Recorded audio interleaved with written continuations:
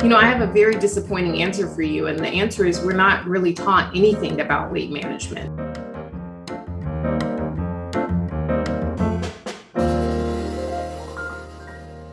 This is In the Loop. I'm Christian Bryant. Last year, I hopped on a scale and thought, Christian, you are slim thick without the slim. I know I'm not the only one who dreads stepping on a scale now.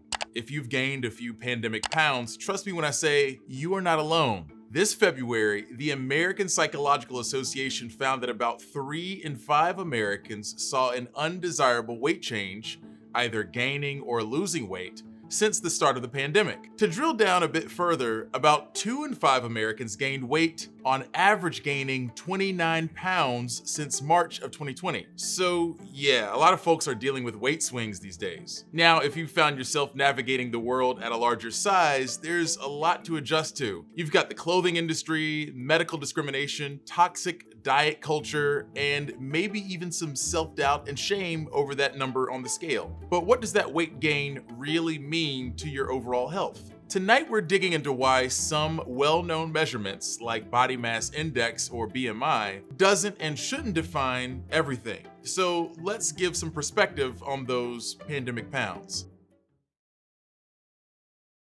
First off, a little history on BMI. Way back in the 1830s, this Belgian mathematician created a simple formula using just height and weight as a way to measure obesity in a general population. In 1972, an American physiologist and crew determined BMI to be the best measure of obesity. A decade later, the National Institutes of Health Consensus Development Conference determined BMI to be an acceptable, though flawed, measurement of obesity in public health studies. Fast forward to today, and according to BMI, which also means according to the CDC, about 42% of Americans have obesity.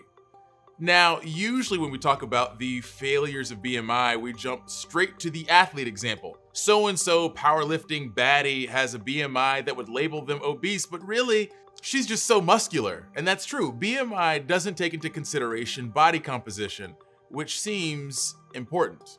But what about us regular folk, the non-athletes? Is BMI spot on for us? Well, yes and no. Body composition is important, turns out. According to experts, it's important where we have body fat. BMI does still work for what it was created for, a measurement of the health of a general population. All right, so we know BMI has flaws, but is there a better formula for measuring weight and health? There are attempts at creating a brand new formula, but so far that hasn't really caught on. If you're craving putting a number to your health, the best one may be your waist circumference. Something to keep in mind, every body is different, and you'd think assessing the healthiness of a body should probably take into account more than 2 factors.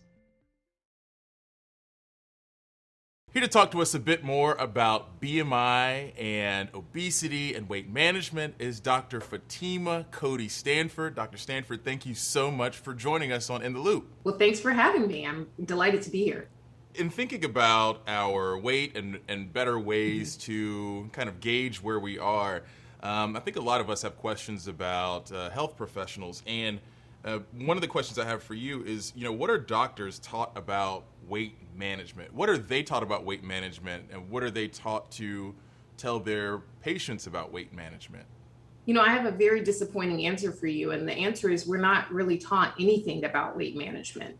For me, I did a 3-year fellowship in obesity medicine after doing my residencies in internal medicine and pediatrics. And it was during that time, after I'd done medical school and residency training, that I actually learned how to care for patients with obesity. But we don't learn anything definitive in our curriculum. It is not required for us to learn about obesity. I've published on this. I've done studies that show that it's not just what we hear and do in the US. This is around the world. Nobody's being taught anything about obesity, despite it being the largest chronic disease of our entire lifetime as humans. What impact does shame and stigma have on people who have obesity? Well, it has unfortunately a tremendous impact. I give a whole lecture on this, but I'm going to just try to sum up some of the things that I think are extremely important. When you actually experience weight bias and stigma, it actually leads to weight gain. And that leading to weight gain causes a host of psychological issues where you see depression, anxiety, an increased risk of suicide. We see actual physiologic changes. So patients don't want to come and see us because they're like, wait a minute, I experience all of this in this place that's supposed to be a safe space with my doctor or other healthcare provider. I have a few ideas as to what may have contributed to my weight gain during the pandemic. My cousin said it's because I'm in love.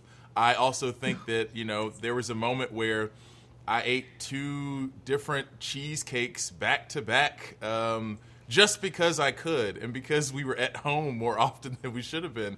What do you think really contributed to weight gain during the pandemic? So I'm gonna deviate from you. And I hear the behaviors, but I'm gonna tell you what I think was the major contributor to weight gain during the pandemic, and that was stress. So when you have stress, and you have to think, we were in the middle of a pandemic. Last year, this time, there was no vaccine that any of us could get, even if we wanted a vaccine. There was just not a vaccine.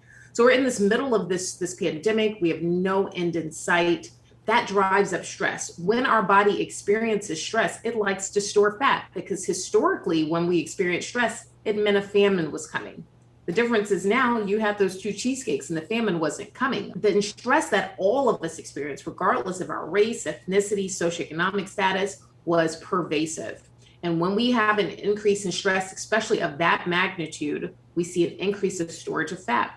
And that's what happened to us during the pandemic. I think it's important for us all to do an assessment of where we are, right? Get a sense of where we are. I mean, if you want to use BMI as like one of the tools, absolutely use waist circumference, all these things, get an assessment of where we are. If we see that there's a room for improvement, we can begin to adjust by looking at lifestyle factors, looking at our diet quality. We want lean proteins, whole grains, fruits, and vegetables to be our predominant source of intake. And we want to be actively engaging in regular activity. Once we've maximized that and we still see that we're struggling, then I would maybe seek out care from a healthcare provider where we can begin to entertain things like medications or even surgery for those that have, a need for that. So I would just be thoughtful, mindful. There are those of us like me that have seen patients through the entire pandemic. We utilize a lot more telemedicine. And so just make sure that you're getting the help that you need to optimize your health. Thank you so much. And I hope you enjoy the rest of your day. Okay, you too. Wonderful meeting you. So we're talking about bodies today. And on that subject, buying jeans. If you've never had a problem buying jeans, then consider yourself lucky, because if you aren't model sized, then it can be a problem. You've got to know the right brand, the right cut, and even sometimes the same sizes seem different. It can make buying clothes a little complicated and really take a knock at one's self-esteem. But there's a new generation of TikTokers looking to take up the body positivity cause. In our TikTok Tuesday segment, here to talk to us more about this is Newsy's Cody LeGros. What's up? Christian, a wise poet once said, if you don't jump to put jeans on, baby, you don't feel my pain. Okay, do you identify with that or not? I do, especially during the pandemic. I feel like there's a lot more butt and thigh there than there was before. What we will say, though, is that those thick thighs of yours saved lives, I'm sure. But I'm what the fashion industry used to call husky, okay? Which is a way to say that I am wider than I am tall, okay? It's been a lifelong predicament when it comes to buying jeans. And Christian, no joke, I used to have to travel 70 miles out of my way to find husky jeans that fit me growing up.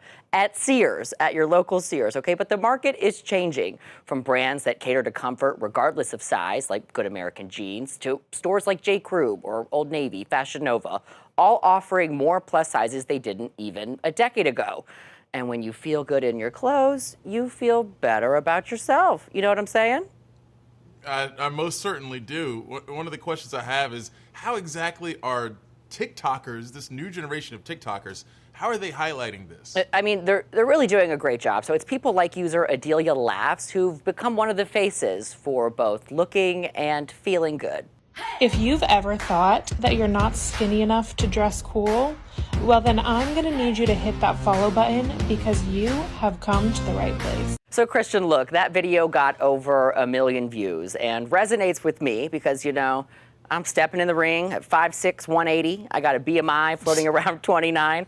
My body fat is higher than my age, okay? Let's just say this muffin top of mine, it rivals that of Otis Spunkmeyer, okay? But TikTokers like Adelia say, those numbers are just numbers and should not impact my self-worth.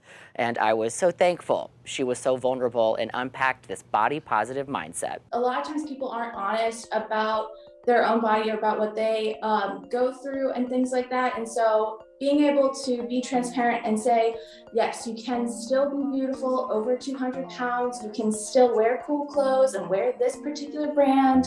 You don't have to fit this certain parameter or this certain thing on this size chart in order to be worthy or to be cool or whatever. And so it both eliminates the idea that numbers even matter at all. And it also educates in the realm of size finding or just other educational pieces when it comes to the retail industry. Talk about how this is more than just clothing. You know, it's like, you look great. I'm obviously trying hard because I knew I was with like a fashion influencer today. But it's like, tell me why it's not just about style and fashion. It's more about, you know, self-love and that internal view of ourselves. Just being able to look at yourself and be like, this person, no matter what, is going to do great things, is worth so much more than just not only size, but also the clothes on your back. You're like, who you are as a person has nothing to do with this outward appearance thing going on. So for me, it's like, I want to be able to tell people that, one, their weight or their size is not a barrier for fashion.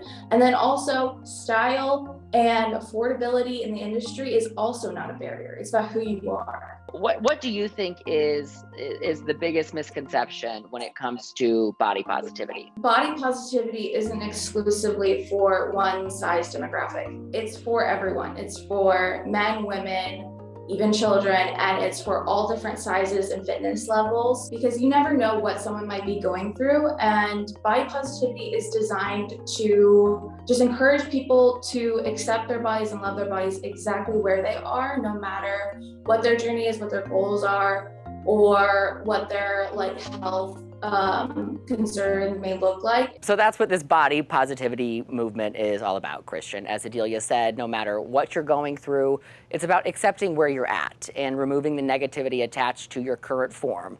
And according to Adelia, the real headline here is crop tops are for everybody. So just keep that in mind. No, survey says that's false. Crop tops are not for everybody. I'm still having a problem buying jeans. I'm not going to throw a whole nother wrinkle into my wardrobe. Well, do what you do with the shirt that becomes a crop top. Just cut off the bottom of those jeans, cut off the bottom of that shirt, baby, let it all hang out.